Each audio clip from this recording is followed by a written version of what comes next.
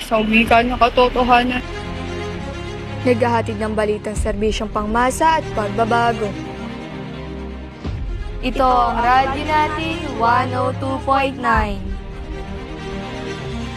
Mula sa bulwagan na Landing National High School ang inyong tagapaglingkod at pinagkakatiwalaang mamahayag. Ako po si Charmel Palatino. Ako naman ang iyong kabalitaan sa pagbalita ng mga kalibing balita sa Ashby Triangula.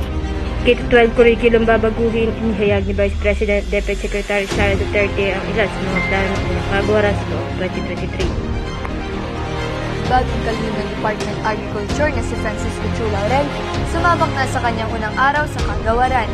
Si Laurel ay isa sa mga top owners ng campaign ni Pangulong Marcos, kaya sa kanyang panayam ay pinabulaanan niya ang mga aligasyon na ang kanyang pagkatala ay bayad-utang lamang sa kanyang Pangulo.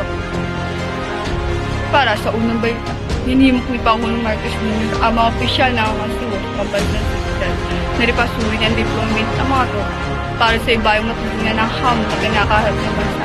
Binigyan din naman ito na Commander-in-Chief na makipagtulungan sa ibang bansa upang may sulong ang malayang paglalayag at mapangyayan ito ng Batasan Region. Nagbabalita sa Channel 4. Tiniyak ng Pangulo ang suporta ng gobyerno na paghingi ng kapasidad at kakayahan ng mga sundalo, mapayang papawid, dagat at kalupaan, na harapin ang anumang hapon sa pambansang komunidad. Sa gitna ng tensyon sa West Philippine Sea, sinabi ng Pangulo na pag-iibayuhin ng Pilipinas ang pagkikipagtulungan sa ibang bansa upang maisulong ang freedom of navigation at overflight. Charmel Palatino para sa radyo natin. Pagkibat ng 125 million pesos ng confidential funds ng para sa Office of the Vice President, idiniklarang labag ng saligang batas. Vice President Sara Duterte, bukas talakayin ng dito, magbabalita, Charmel Palatino. Nag-hire ng petition na Sari ang isang grupo sa Korte Suprema upang ipadeklara na unconstitutional ang 120 milyong piso confidential funds ng Office of the Vice President. Ito ay upang questionin ang paglilipat ng pera mula sa contingent fund ng Pangulo patungo sa confidential funds ng tanggapan ng Pangalawang Pangulo.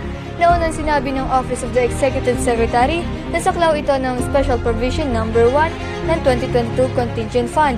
Pero ayon po sa petitioner, ibang item ng confidential funds ng OVT at inaayo umano ng sangay ng ehekutibo ang kapangyarihan ng Congress sa paglalaan ng pondo sa ilalim ng General Appropriation Act.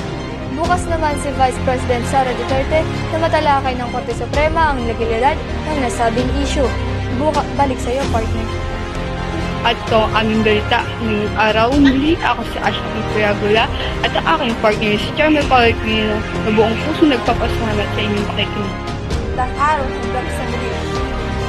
O ang radyo na